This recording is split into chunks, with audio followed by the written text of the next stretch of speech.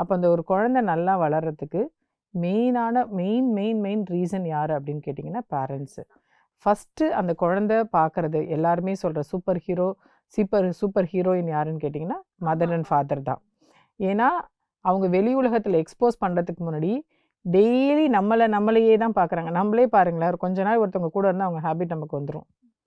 அப்போ அதே மாதிரி நம்ம கூடயே நம்ம குழந்தை வளரக்குள்ள நம்மளை பார்த்து தான் நிறைய விஷயங்கள் அவங்க கற்றுப்பாங்க, நிறைய விஷயங்கள் அவங்க பழகுவாங்க. சிலவங்க சொல்லுவாங்க தெரியுமா, இது எங்கள் வீட்டில் பழக்கமாயிடுச்சு.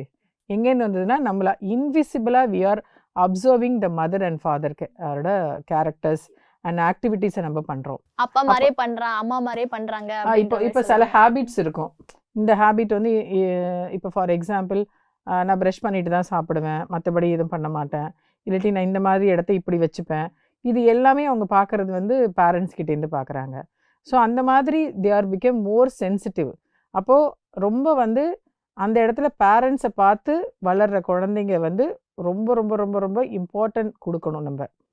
இப்போ நிறைய பேர் என்ன பண்ணிடுறாங்கன்னா, அந்த குழந்தைன்றதையே கன்சிடர் பண்ணுறதில்ல. கன்சிடர் பண்ணாமல் அவங்களுக்குள்ளே இருக்கிற சண்டையை தான் ப்ரிடாமினண்ட்டாக யோசிக்கிறாங்க.